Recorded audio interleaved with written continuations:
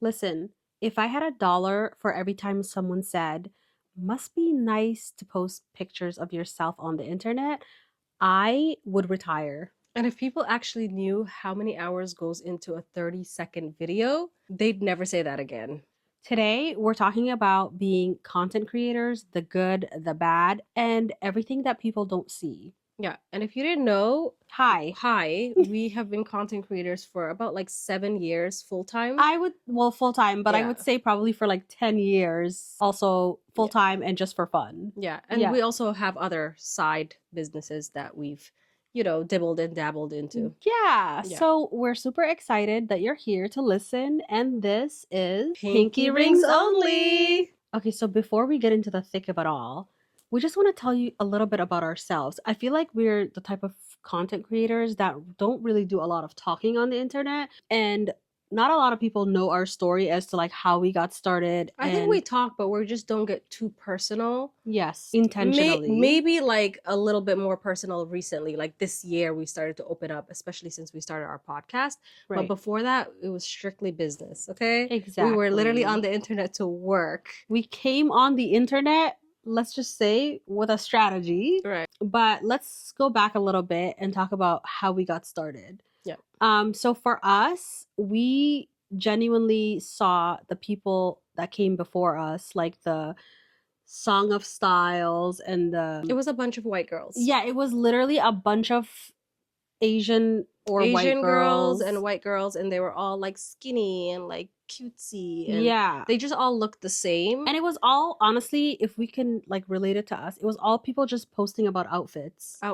That's why we felt like, and they're like luxury lifestyles, Right. like the travels and all of the fun stuff. Yeah. And blogging was really big back then, back when we started. I think it was like Yes. around 2018, I think. Yes. And so we felt like we were already living that life. Like we Right. both had careers. We both were traveling often. We both were buying nice things from we like were teenage obsessed years. with fashion always. Since Yeah. So we were childhood. like, hey, we both moved away from home and kind of ended up in boring cities, I guess you could say. So we were Mhm. like, oh, what fun would it be to kind of start start posting on the internet about our outfits? Because like we never. I think I wanted to start a blog, and then you wanted to start an Instagram, but then we were both like Yes. too shy, and like we felt like, what if people judge us? People are gonna think like, what are these grown women doing on the internet, like dilly-dallying Flexing and flexing yeah. and showing off their outfits? Like, this is weird. Yeah. So we're like, oh, what if we do it together? Exactly. So that way we can hold ourselves accountable to like be consistent And and just also- have fun with it. and also so that we don't have to show up separately and like face like the ick separately. The cringe of it all. The cringe. So we decided to do it together, and we were kind of posting from like, I was posting from the US and she was posting from Canada. But like with the same account. With a joint account, we would Yeah. like take turns. Like she would post her outfit that day, and then I would post my outfit, and then like back and forth. Yeah. And I feel like we kind of started a new trend. Totally, because like there no was one was no one doing that other at than all. couples and Yeah, like other than- families. Exactly. Yeah. And for us, it was just like a cute outlet where we were just like talking about fashion. And then Yeah. one day we get contacted to do a feature for a magazine, and we're just like, what? Some random fashion magazine from Dubai. So by the way, at this point we had like 10,000 followers, and we've never been together. Like we didn't even visit each other. No, Okay. I mean like as a duo, as the Yusufs, we didn't like do any posts together. Yes. Before the magazine contacted us. Yes. So this magazine contacts us. The request was, can you guys send photos of yourselves? We want to do a feature on you guys. So we're like, yeah, of course. So we send them. At this point, we're taking like iPhone photos strictly. Like, Individually. there's no like individually. And like we're taking turns. Like one day I post my outfit, the next day she posts her outfit, and like vice versa. And I'm just finding whoever in my family, my husband's family, to take my photos, and she's doing whatever. So we send them these dusty iPhone photos, and they were like, I mean, I had a Canon. I my did photos not. kind of ate. I was slaying without a Canon, okay? But your if you want photos to are good scroll too. back, I was eating. I don't care. I was The skinny. outfits were tea though. I was so cute. You were cute. Hair was tea. Everything tea. Yeah. So then they hit us up and they're like, "Oh, can you guys send us photos? We want to feature you guys." We're like, "Sure." We send them a file of nothing but like the photos that we've been posting, and they're like, hi, that's not how this works. We need photos of you together, and we also need them to be high res photos. And we're Yeah. like, oh, They're like, yeah, we want to do okay. a feature of the Yusufs. Like, We don't know what that is at we this need photos point. of the both of you in the images. We're like, oh, We're like, got it. So we're gonna have we're like, that's a great idea. so we actually were like, we didn't say like, oh, actually we don't take photos together. We were like, got it. Immediately fly over here and take the photos. So I got on a flight. She got on a flight. Mind you, this is not a paid thing. Right. We're just like, you know what? We're gonna take this opportunity and really put our all into it. And do you have them? We need to like insert. Yeah, we'll insert photos. Yeah. We'll have to scroll back a few years, but we'll insert photos. Yeah. So mind you, she gets on a flight. She comes to me. We take the photos. They turn out to be so fire. We end up posting them, and then all of the people that were following us were just like, what? Like they immediately reacted to our like together photos and our interaction. Yeah. It like started this whole new like community of people that like liked seeing us together as sisters. That's what really branded us. I feel like Once we solidified started everything. posting together is when Yeah. we kind of became a brand, and then we were like, oh, okay, Yeah. this is kind of Because there was vibe. really no one else doing Yeah. like a sister duo together on one account. Yeah. So then we take the photos, we send it off. They end up doing the feature, and we, by the way, we have no intention of getting this magazine because it's like a publication in Dubai. Right. And we're just like, okay, cute. We send it off into the World Wide Web and literally like never heard anything until somebody sees it in Dubai, and it was like Our cousin. yeah, and it's like a $25 magazine. And then like years later, when I went to Dubai, I was staying at Waldorf Astoria at the Palm, and it was one of the magazines that was like in their lobby, like for people to like take and like whatever read. So I was like, oh my god, it's actually a legitimate magazine. Anyway, somebody ends up buying it for us. The magazine's over there, by the way.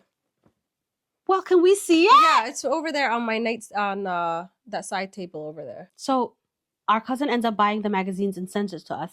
We open the magazines, and it's like pages long feature of us. Yeah. We're like, I'll show it to you guys. because we're like, wait, we're this important? Oh my god, you have Of it! course I have it. I have everything. I don't have Okay, so this is the magazine. Wait, can we just talk about everything first? Hold on, let me take this. Wow. Okay, so it actually still has our cousin's note on it. It says Dubai Design District Building 11, whatever. Where this is basically where she sent it. She used to work, yeah.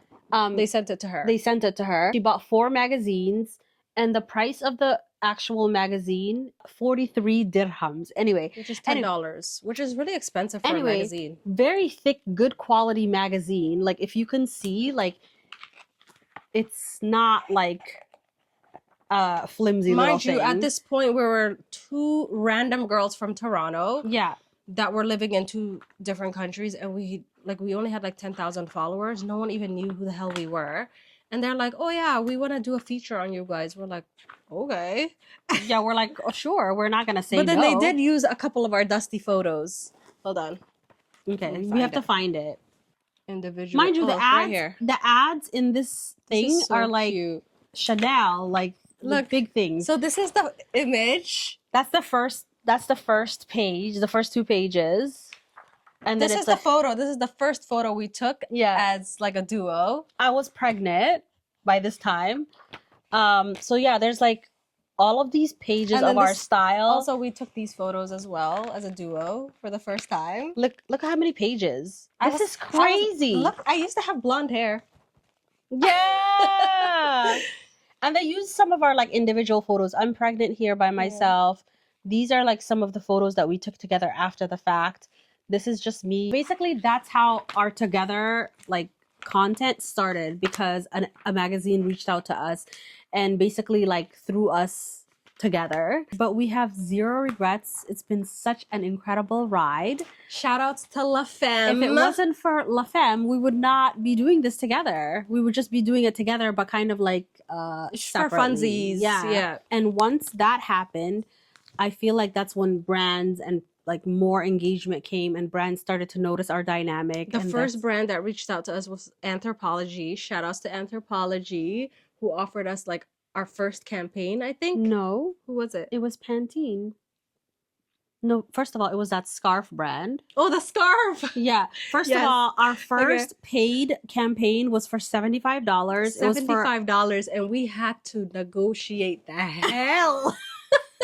we fought. First of all, we first fought of for all, our lives to bring it up to $75. first of all, I okay? want to say that we actually had to reach out to them to like give us the opportunity. Yeah. And then they came to us. No. They came to I us because promise we didn't you, even know how it to was- pitch. I did. It was on a platform. How are you gonna be on a whole platform for $75? I signed up for 1 million. Who told them to be on No, there? it was on 4. I promise you, it was on 4, Okay. and it was offering $50. And I said we got. I asked for $200, and they said 75. You're hitting my microphone. And I said, okay, we'll take it. So I was like, So you said, oh, our rate I is was like 200? 200. I'm sorry. Like, what do you mean? And they were like, bitch, we're gonna give you 75. And I was like, oh, okay. I was like, you know what? I was so scared. I was like, you know what? No one's ever given us $1 before. I'm just gonna take it. What do you mean we were like, oh my God, we're getting paid to be on Instagram? Mind you, we hired a photographer for like $400. Yeah. Oh yeah, we would literally hire a photographer every time. We took every single post seriously. Everything we posted was professional, like from day one. And like out we of were pocket. very serious. After we got together, out of pocket, we were paying somebody's salary, and it was okay? like a whole production, and we would like batch shoot, like we would shoot like a whole bunch of looks, like and it would be like a 6-hour production, and we would just pay for it. We would pay for it because at that point, like we had jobs and money, so and no one was paying us. Nobody was paying us $1. So the first thing that paid us was $75. It was for some scarves. We will insert the photo. Okay, but that came out fire. It still has to be up until this day. So we did the scarves for $75, and then the next thing that happened was with Pantene for $2,000. She thinks it's $3,000. I think it was 3 because I remember our friend who's now the owner of the agency that we're signed to. I remember we asked her because she's very knowledgeable in like negotiating rates and things like that. So we were like, oh, what should we ask for? And then she was like, well, what are the deliverables? What are they asking for? Are they asking for like exclusivity and like, so we told her and she was like, okay, go back and ask for 3,800 or something like that. And then I feel like they came back and said 3,000. I promise you it was 2,000, Okay. but I'm gonna let you have it. But anyway, so the next thing we did was that, and then I just remember being at the gas station when we got that email and we were screaming because that was like the biggest amount of money we've ever received. We jumped from $75 to 3,000. What do you mean? We were squealing at the gas station. I feel compelled to find this email now because I feel like we'll do it later and then we'll put it on the screen. Okay. Anyway, right. So it was 3. It was 2. So then after that, it just like snowballed, and we just were finding ourselves doing so much, traveling, doing all sorts of things. And it's been one hell of a ride, and we're so excited. No, and so the next major thing that happened after that was we randomly got invited to a brand trip of a lifetime with Anthropology. They invited us to Paris and put us on a luxury train. Before that, we were also doing something with Anthropology in New York. Yeah. So it wasn't the first time we went somewhere. You're right, yeah. But our first trip was with Anthropology, but however, we went to New York and then we went to abroad with them. Yeah. But either way, we're just so like grateful to still be here after so many years. We've evolved a lot. We've learned so much has changed. We have kids. Like it's been a long journey, but through it all, we have gotten nothing but questions and confusion, especially ever since starting this career, especially coming from like an African family, a Muslim family. It's always just been like what is going on? Like, are you guys models? No, are you well? Look, first of all, are you well? Like, why are you posting every day on the internet? Yeah. What's going on? Yeah, so... And what happened to your job? What happened to your job? That was like the biggest, like, especially my mom, she would always just be like, so like, who's paying you and where do you get paid from? Like, where does the money come from? Like, It's like, babe, I do sponsored ads. Who's gonna explain that to an she's like, African who is lady? sponsoring? And do you have to take your clothes off? But yeah, there's been like a lot of crazy assumptions over the years, because especially because I feel like we kind of got started a little earlier than a lot of people.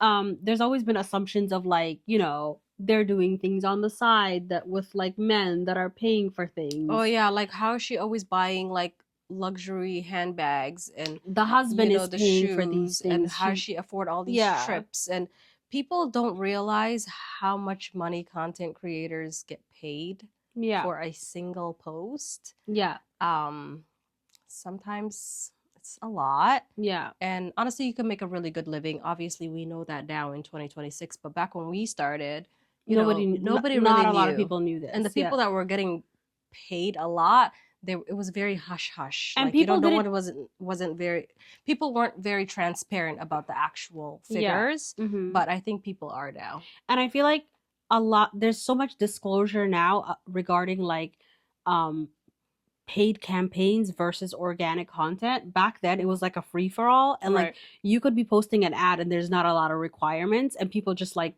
thought that you were genuinely like talking about this thing, Yeah. which most times, right, if you're like an ethical person who is genuinely looking at the product and trying to see if it actually works for you, and you're posting about things that you actually enjoy and brands that you align with, right, which honestly has always been like our pillar, like it makes sense. But there are Yeah. people like that just will talk about anything and everything, and that was not like, there was no transparency around that. Hmm. So people were just doing whatever. But I'm glad now there's like transparency about whether you're getting paid for something Now versus there's when like you're not. laws against like, creating an ad or posting an ad. You have to disclose that it's an ad or it's a paid Yeah, partnership, or the hashtag ad, hashtag sponsored, or you yeah. have to disclose that, or else the brand could get in trouble.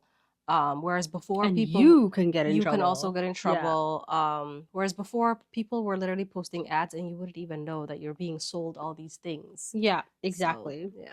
I think something that's still relevant today though is like content creators who struggling with like the pressures of living online, because some people are now choosing to do this as a career after seeing so many other people do it for so many years, right? Mm-hmm. um It's become quite the trend. yeah, Even with celebrities. even with children, like there's Yeah. kids that are in elementary school saying like, oh, I don't need to go to college, I'm gonna be a YouTuber or It's a become like a streamer. career path now. Yeah, Whereas before it was like people's hobby, or like whoever made it was kind of lucky that they yeah, kind of fell into it. yeah, Whereas now people actually plan to, go into this career. yeah. Yeah. But I feel like a lot of people also though at the same time don't understand like the emotional toll of offering yourself so much to the public, right?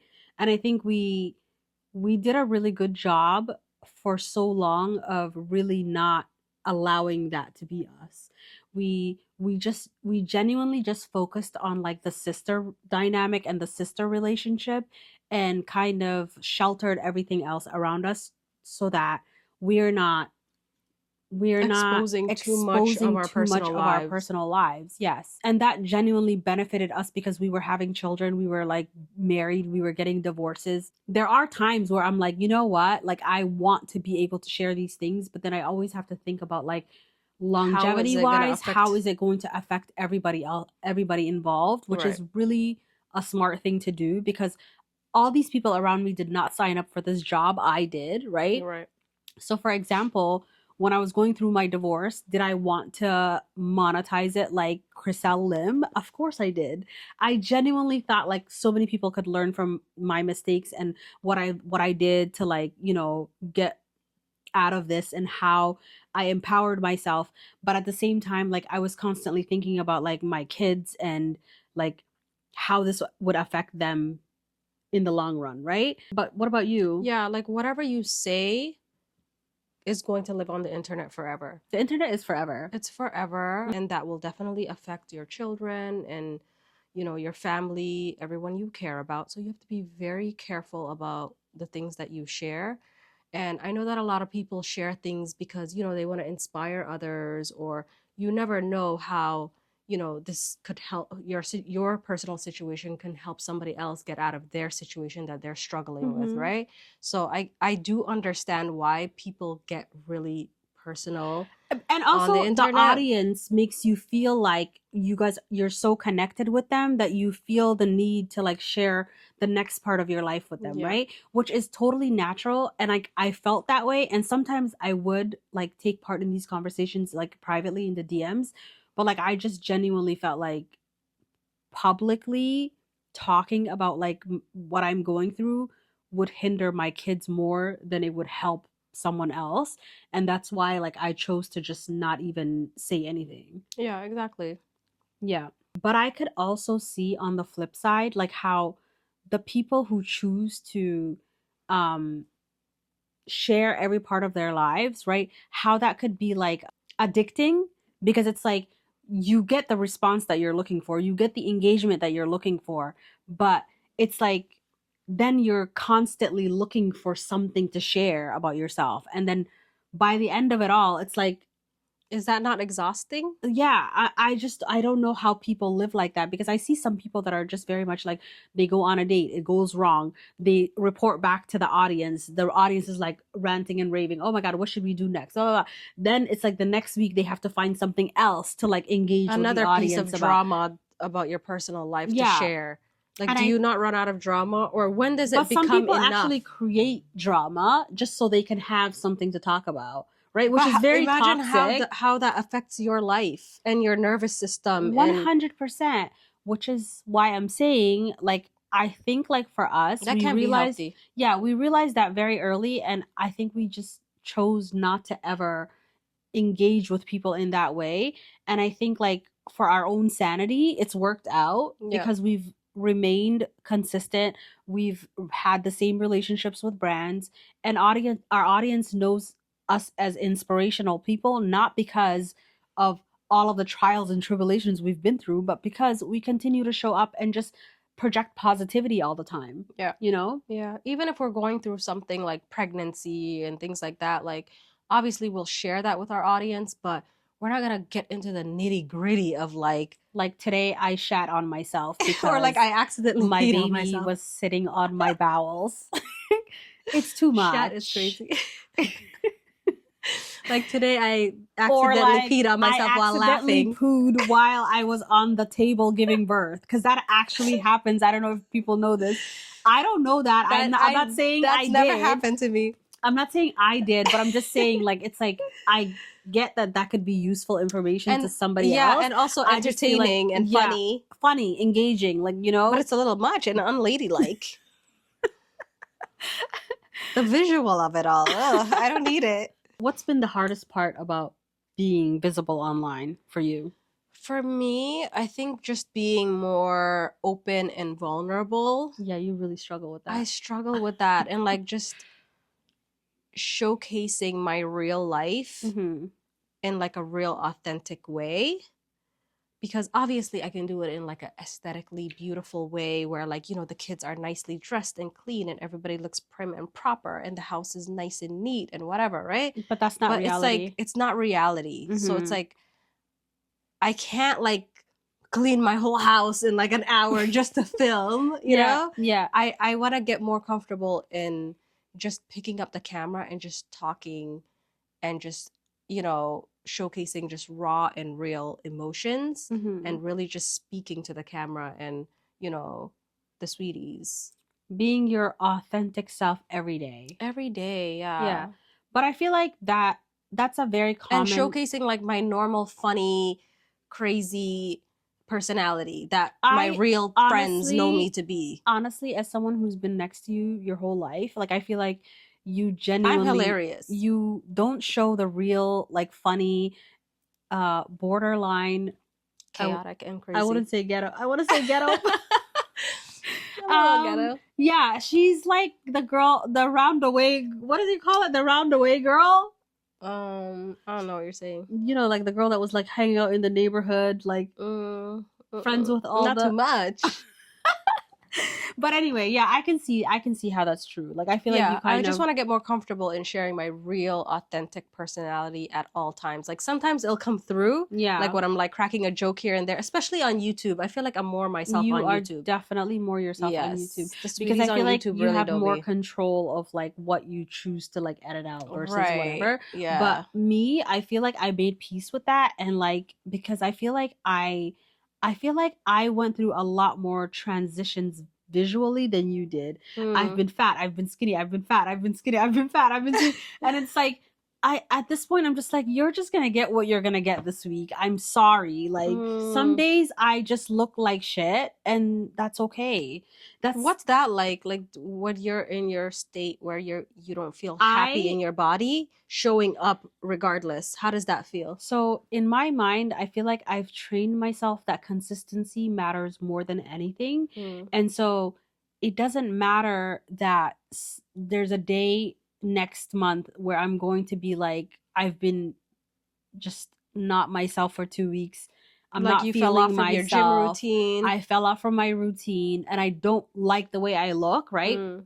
But to me, I feel like that's a real human being. Like, 100%. because And a none of real us, woman, yeah, all women fluctuate. Like one day you're exactly. bloated, depending on your week or your time of the cycle you're in. Yeah. Yeah. And I'm just like, that's a normal human being. That's a normal human struggle. Mm-hmm. And why would I choose to not like fit into a normal human level and choose to take myself out of that and then stress myself out even more Mm. by making sure that people only see me a certain way?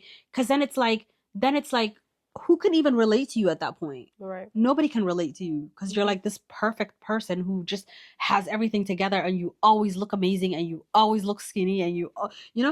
nobody's like that, like, Yeah, so I'm you're just like, right. hey, I wasn't even born skinny, first of all. Like I've just been fighting for my life like everybody else. So this week you're just gonna see me look like this, and it's fine because next week I'm gonna look fire and I'm gonna be somewhere else in the world and everything is gonna be great and my outfit is gonna be hitting. So hey, like, Yeah. It's yeah, okay. Some weeks we have our on weeks, and some weeks we kind of, yeah, you know, are on the struggle bus. yeah, I think that's a normal woman thing. for sure. Yeah. And that's why I'm just like, it's fine. It's fine if my house is a mess and there's kids screaming at me. It's cool. Yeah. Whatever. You Yeah. still gotta get this outfit checked though. Yeah. Everything we've chosen to share online over the last, I guess, decade, or lack thereof, because we told you guys that we don't really share too much about our private details. We don't go too personal. Yeah. So Yeah. even with a strategy as to like how much of our lives we share, even that comes with a lot of criticism. There's a lot of And comments and we are sometimes. no strangers to that. Sometimes unwanted comments, hate comments. Yes. For example, I'll tell you, like in the early days, I would show, for example, a story of like me and my child in the car, and like, we were just like having a moment, just talking or whatever. And someone would always be like, immediately, it's like if you show a child, so much criticism comes with that. Yeah.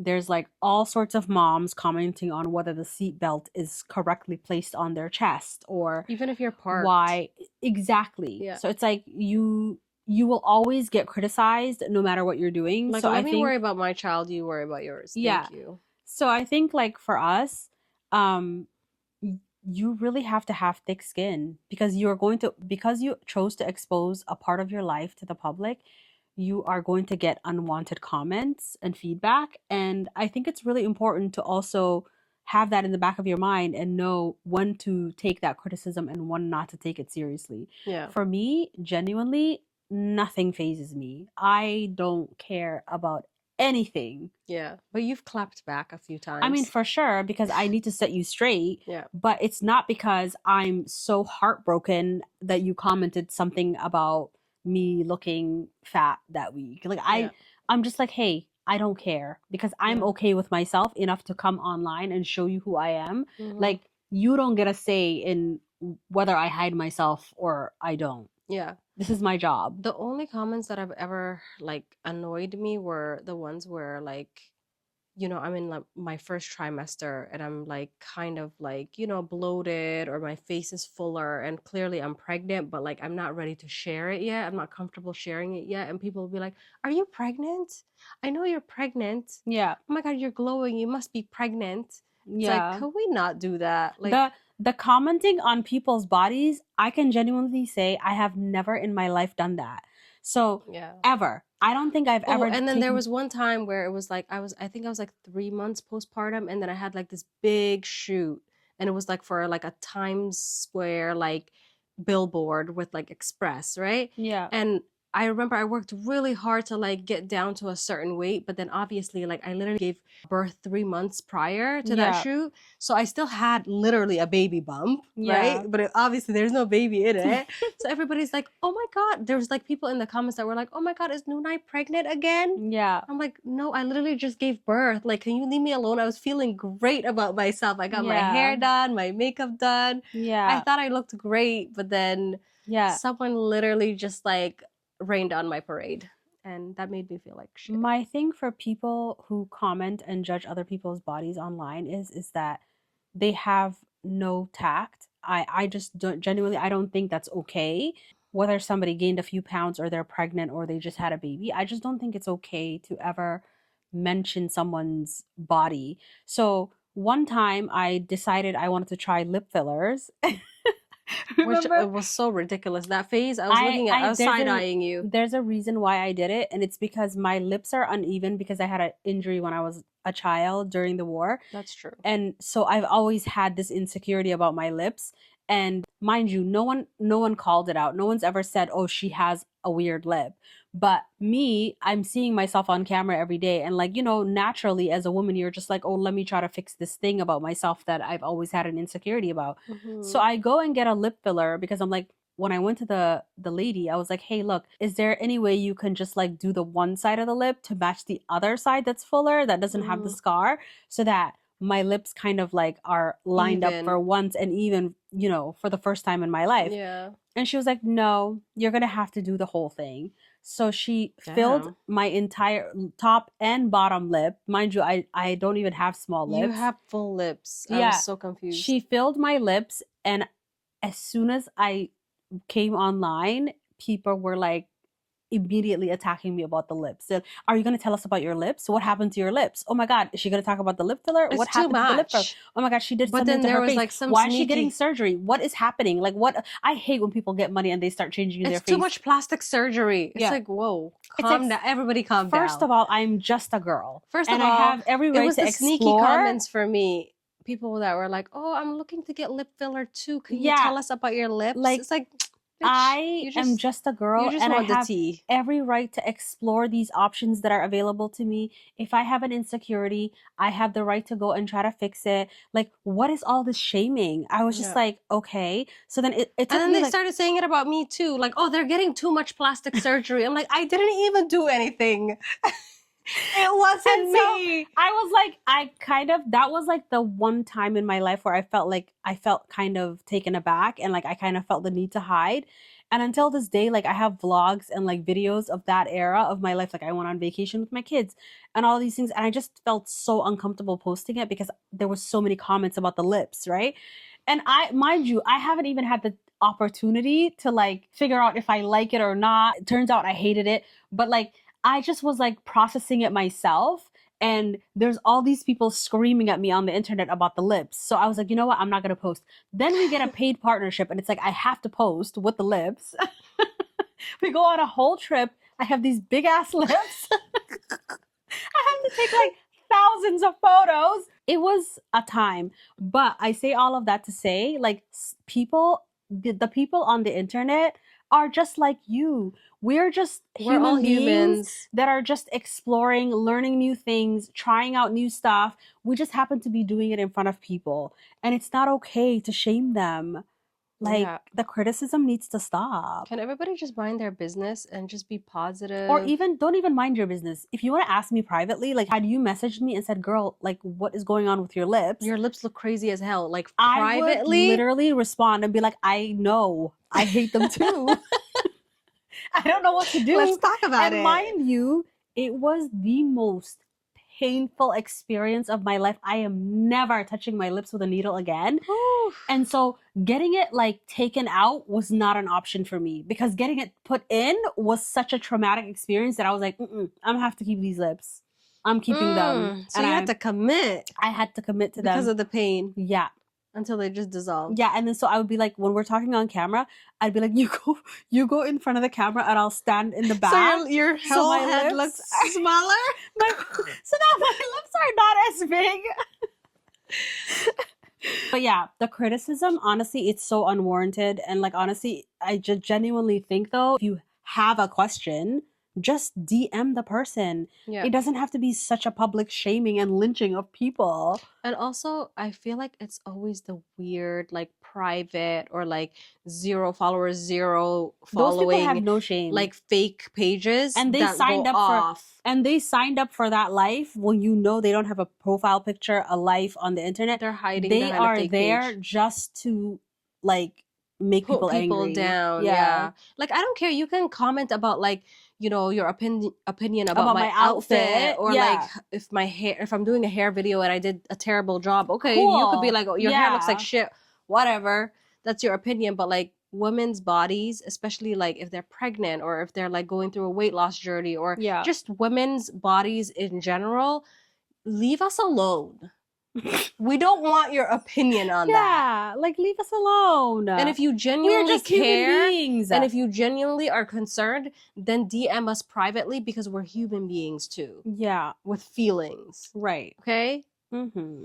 But criticism aside, I don't think I would have changed this for anything. I'm like genuinely like I'm so happy we decided to do this and do it together. Yeah, same. But it's genuinely, specifically for us and our background, it's been a journey of building a business that nobody understands. Yeah. Nobody from our world understood what we were doing. Yeah. And honestly, starting out, we didn't even understand what we were doing. We're just having fun with it. Yeah. But I think people are definitely starting to understand a lot more what we do. Like when we visit home and stuff like that, people have a lot more respect for what we do, which is amazing. Yeah. Not that we were relying on it before, but I mean, it's really nice to have the genuine support. I just want to talk about like what it takes to sustain and maintain a business that solely depends on you.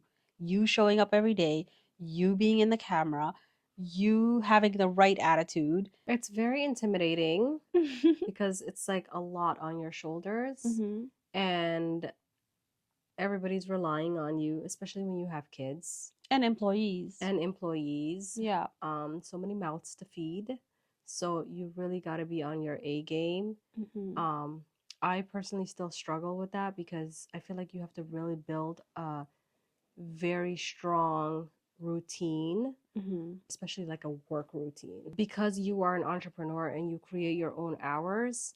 A lot of the time, for me especially, I feel like my obviously I know my tasks and I know everything that needs to get done, but a lot of that, because I'm the one in charge of creating like how it gets done, when it gets done, all of that, a lot of it is very much like thrown around into different pockets of the day. So I'm still like working on really solidifying a strong routine that makes me feel like, okay, I got everything done and it was a productive day.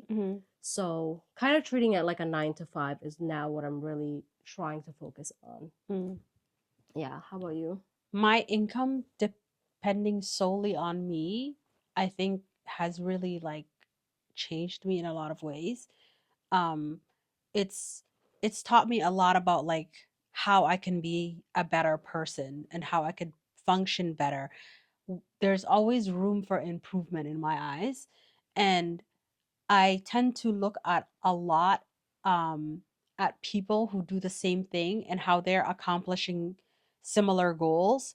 And I genuinely like, and it's not even like a competition for me. Like I'm not competing with my friends in any way, but I always feel like, you know how people are always like, Beyonce has the same amount of hours in the day that I do. Like, why can't I X, Y, and Z? Yeah. I am very much similar. Like I operate similar, person, and I'm just like, if this person can wake up, do this, that, and they also have kids. First of all, it has to be somebody with kids.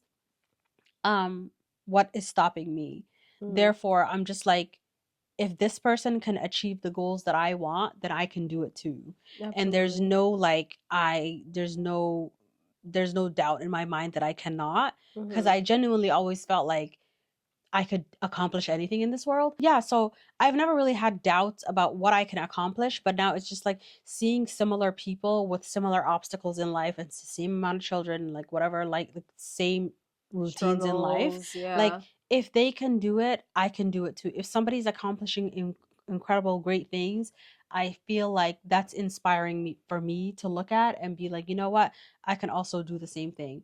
So my income solely depending on me, I feel like it's made me even more ambitious, Mm. because I never really thought, like, I never really, I don't know, like, it just kind of makes me feel like now there's no like ceiling, there's no limits, and I can achieve anything, right? Absolutely, As yeah. long as like I apply myself and my time accordingly, I feel like anything is possible. Yeah, if all it takes is just putting the work in and being disciplined. Exactly. Yeah. Yeah.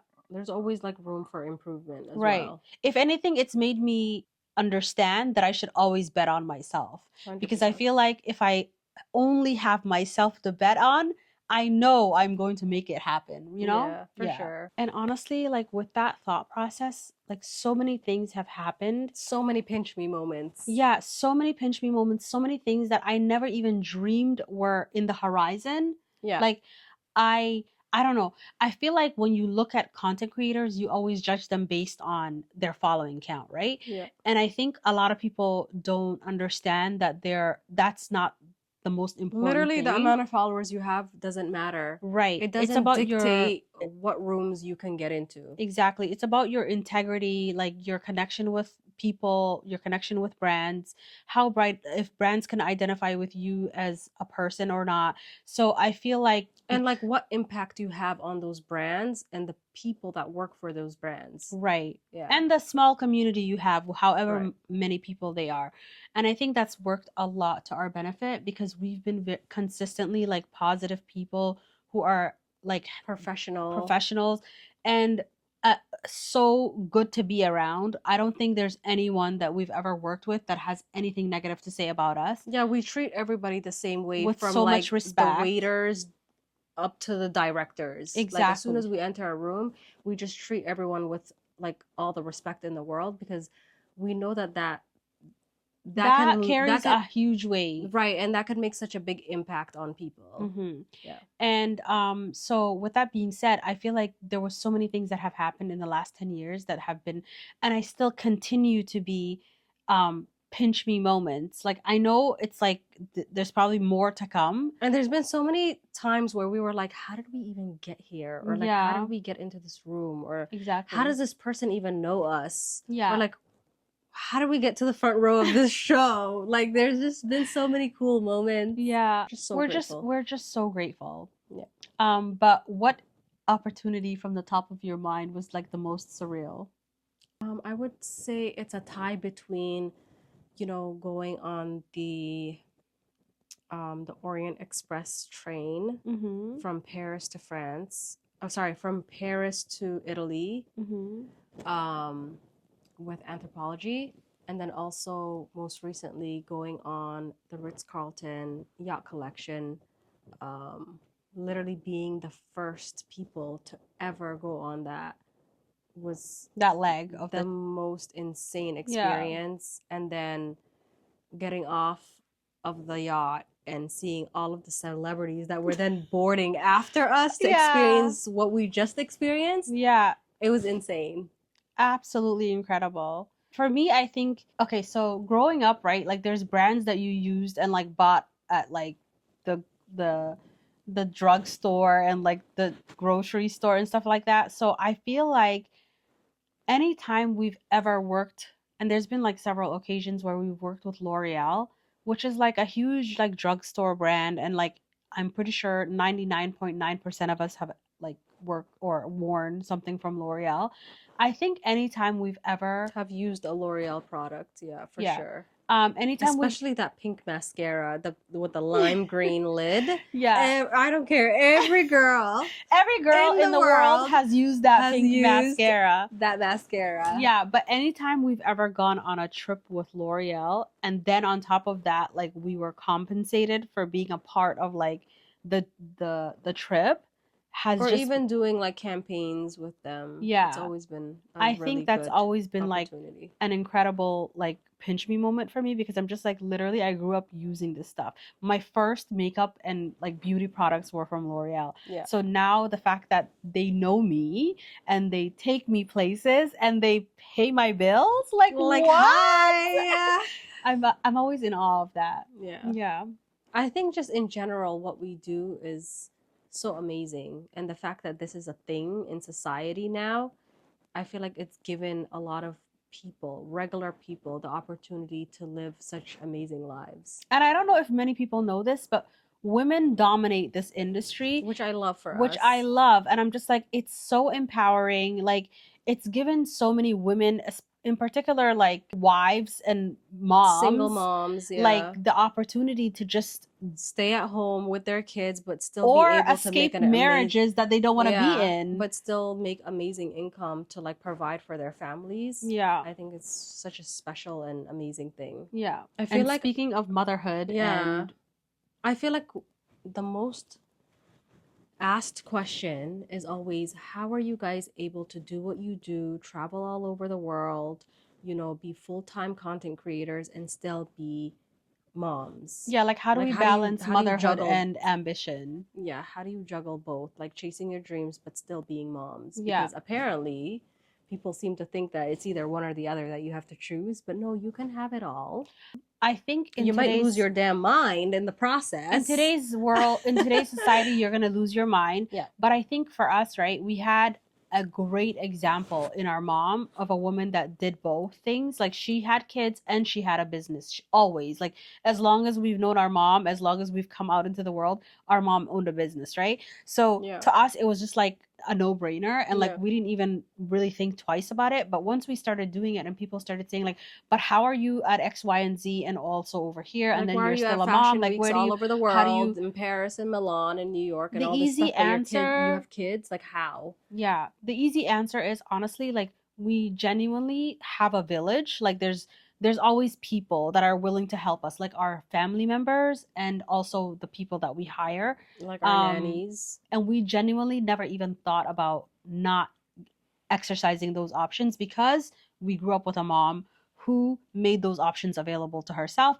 and who also thought that having her own ambitions was very important. So there's no like magic pill or secret like door that you can open where these things are going to make sense. It's just all about what you do to make that work for yourself. Yeah. Like Yeah. how bad is it that, you know, how bad do you want it? If you're chasing your dreams, how bad do you want it? Yeah. So just figure out, you know, how you're going to make that extra income to hire a nanny if that's really what you want to do. Exactly. Yeah. Or if there are people in your life, like your family, for example, who you can like barter with Like for if whatever. you have a grandma or a mom that's Yeah. no longer working, move her in and Pay her. pay her salary and figure it out, you know? Exactly. Okay, so we have to wrap this up because we can ramble on for days, but if we could do anything differently, because I feel like that's what people ask, because we've been in this business for a very long time, and they always ask like, what would you do differently now that you've been here for so long? What would you do differently? I think maybe I would have educated myself on certain skills, like picking up certain skills, like maybe learning more about like camera equipment or, you know, like editing and things like that. Maybe even learning more about like how to manage staff, you know, like things like that. I kind of had to learn while being somebody's boss, how to be a boss, you know, like how to fire someone or like how to hire people, how to do interviews, like little things like that. I didn't know what the hell I was doing, but you know, through trial and error and just experiencing it in real time, I had to learn. But maybe I would have read a few books. Okay. Yeah. Okay. I think mine is pretty similar. I would, if I could do things differently now, it would be, I think I would get, like, I would hire people sooner. For example, like a business development manager or someone of that sort that helps you get to the next level and helps you understand like what's to come next and like how to sort out all of your business things while Like you're going through them. outsourcing. Yeah, Yeah. I think like a mentor, a business development manager, because I feel like we were truly just learning on the job, Yeah. and it would have been so helpful to have someone around that like understood what we were doing. Even like with taxes, it was like a trial and error process trying to make our accountant in the early days understand what we were doing and how we were making the money and why he could justify certain things as expenses. So it's like just all of that. Like I think because we were very early in this business, so it would Yeah. have been nice to have someone that knew the trajectory of what we were doing to help us understand like what was going on and where we were going next. Yeah. Yeah. Yeah, and we still have so much more to learn. So much more. But that's the beauty of life. Yes. And it's still early days for Yeah. me. But yeah, so being a content creator isn't just about posting stuff online. It's about building something from nothing, right? For sure. And while there have been challenges, we're still incredibly grateful because this career has changed our lives in ways that we never imagined. And if there's one thing that we've learned, it's that success isn't about followers. It's about creating the life that you're proud of. Absolutely. And you know what? Thank you so much for joining us. This is Pinky Rings Only.